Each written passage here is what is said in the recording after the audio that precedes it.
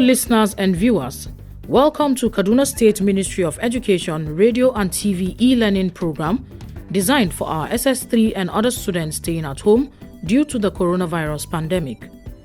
The present administration, under the able leadership of His Excellency, Malam Nasir Ahmed El-Rufai, is positioned, as always, to ensure that under his leadership, our students are not left behind in all areas of human endeavors, especially education. Kaduna State is the center of learning. Therefore, we want to ensure that our students excel in their forthcoming examinations and beyond. Students and other learners at home are given this opportunity in order to continue learning, as education is a continuous process. Different subjects will be taught in this program to assist students to perform excellently in the forthcoming Senior School Certificate examination being conducted by NECO and WAEC as soon as schools reopen. Teachers making presentations will always provide their names and phone numbers during each presentation, and they can be contacted for questions, further explanations, and/or clarifications. The following numbers and contacts can also be reached for expression of any concern or observation: 090-865-00545 or 080-383-62072. Our website is www.education.kdsg.gov.ng. Our email education@kdsg.gov.ng or education.kdsg@gmail.com. Our YouTube channel, Ministry of Education, Kaduna State. Our Twitter handle @Kaduna_MOE. Or our Facebook page, Ministry of Education, Kaduna State. Stay safe, stay at home, and learn well. Thank you, happy listening, and happy viewing. Hello students, I'm Rekia Lawal Othman. I'm here today to teach you history. And our topic for today is British colonial economy in Nigeria. To start the topic, let's define British colonial economy. British colonial economy refers to an economic system introduced by the British in order to extract natural resources in Nigeria. British colonial economy is more on exploitation. The European colonial powers used the early years of 20th century to establish their authority and discover the potential wealth of Africa. That was in the early 20th century. They established their administration and also discovered the wealth of Africa. During this period, the British faced a lot of problems. We are going to look at some of these problems. A, the conflict between Lord Lugard and Magaji Enya Musa of Kefi over the killing of Colonel Moloney. Magaji Enya Musa is a representative of Zaria in Kefi. He was a very strong man and a powerful man. He had an encounter with a white man called Colonel Moloney. This white man came into his privacy without his permission, and this got Magaji Enya Musa angry, and he killed the white man. By killing this white man, he annoyed or triggered the British government, that is Lord Lugard. Lord Lugard wanted to take revenge over what Magaji Enya Musa did. On hearing that, Magaji Enya Musa ran out of Kefi to Zaria, expecting to run away from the British. He was not welcome in Zaria, and he was not even allowed to enter the city of Zaria. From there, he proceeded to Kano. On his way to Kano, he stopped at Bebeji, where he was welcomed, but the British forces did not allow him. He had to move to Kano, then to Sokoto. The Sultan welcomed Magaji Enya Musa, but the forces of Lord Lugard forced the Sultan out of Sokoto. This is one of the problems that the British faced in the early 20th century. In the Midwest, there was the issue of misunderstanding between Oba of Benin and the British officials. Oba Obareme at last ambushed the British officials on their way to Benin. The British retaliated by sacking Benin and deposing the Oba.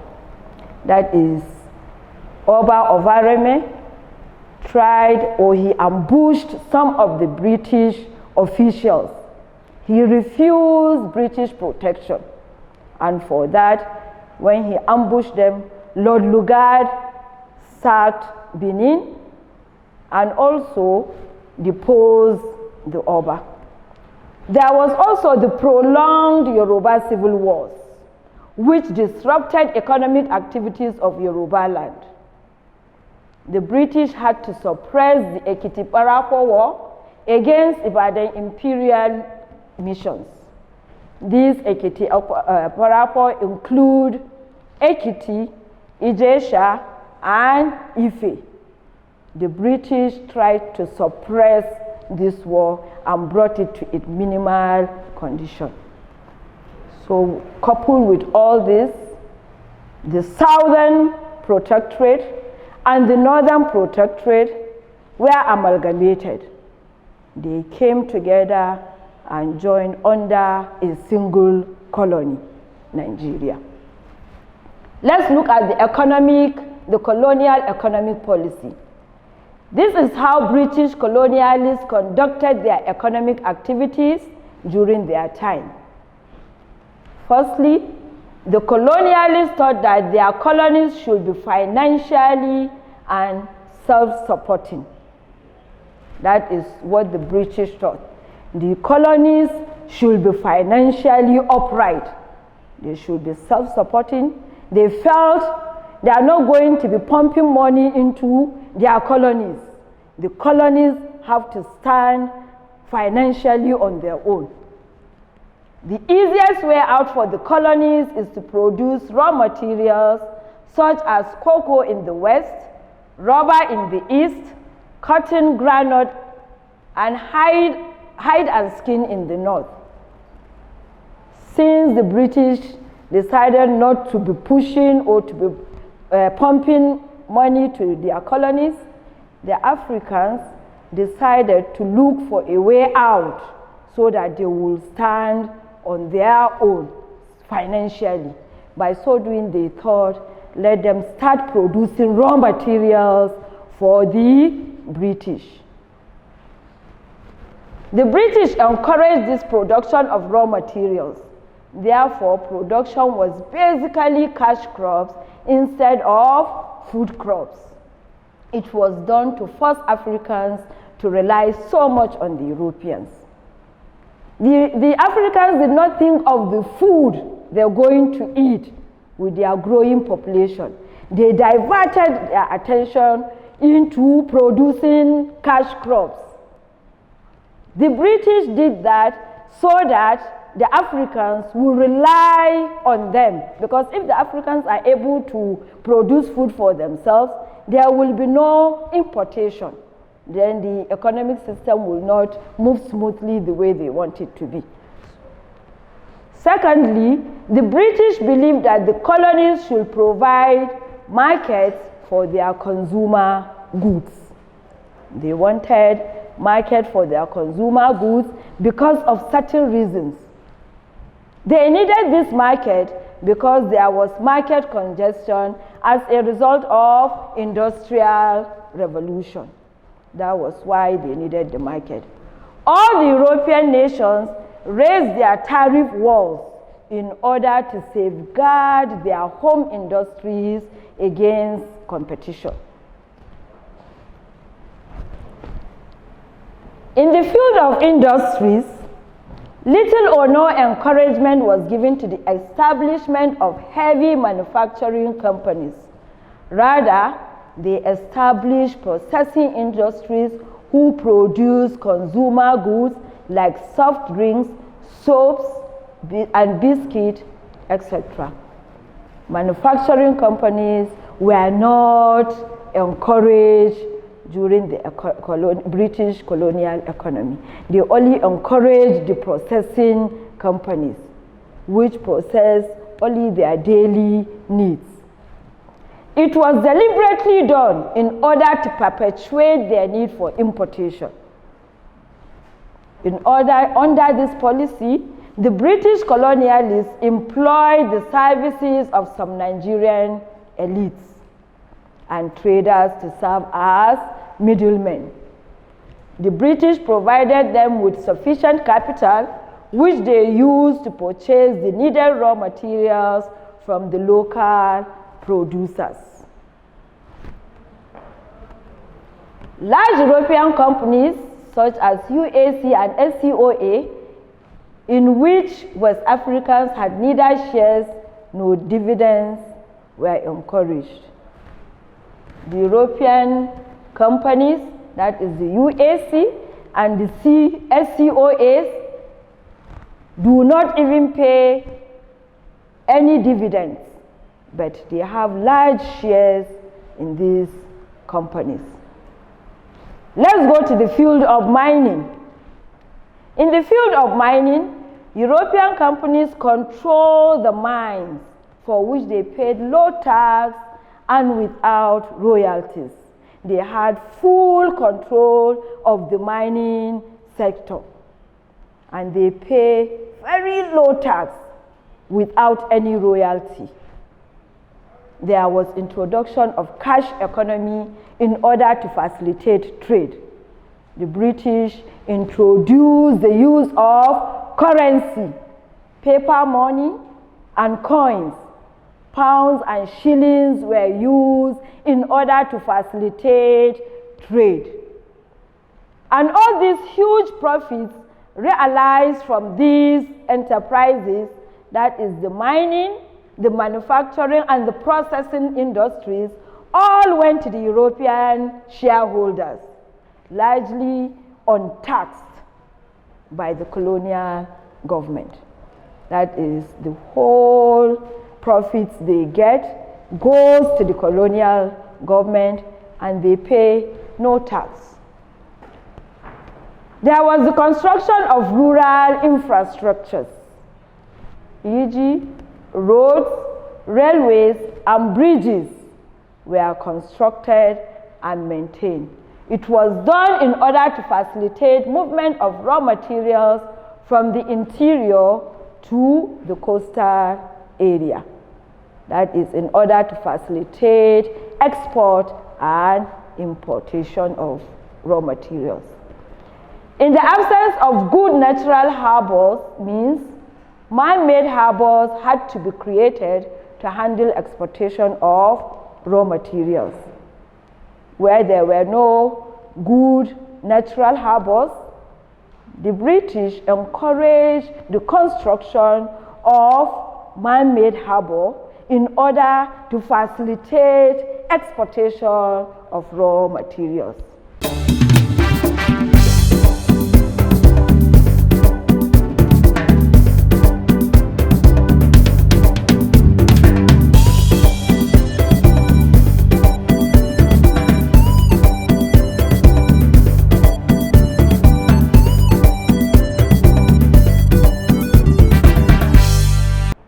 In order to provide personnel like administrators, clerks, and storekeepers for the colonial civil services and the large foreign firms, schools and colleges were built in order to train Africans that will be storekeepers for them, clerks, and take offices of other colonial civil services.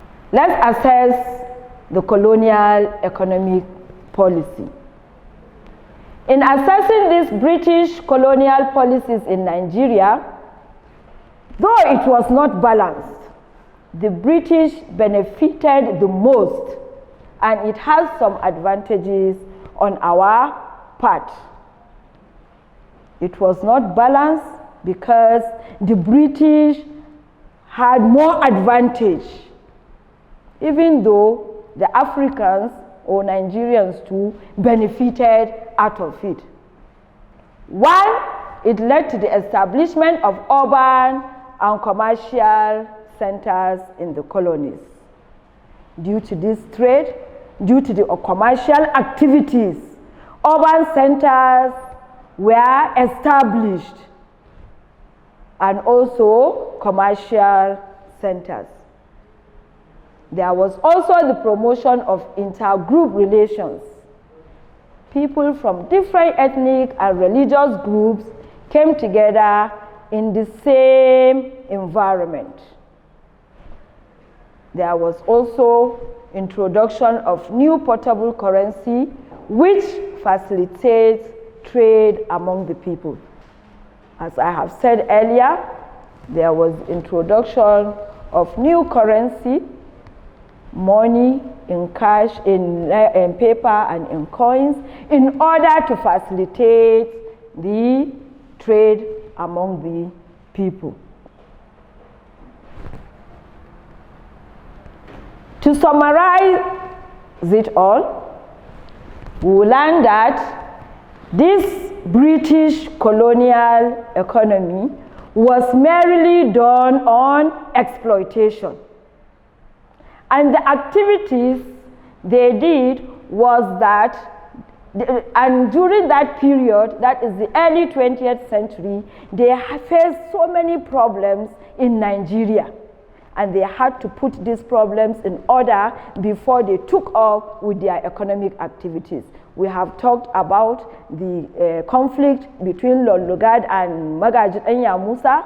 We have talked about the conflict in Benin and also that of the Ekiti-Parapo Wars, which they suppressed.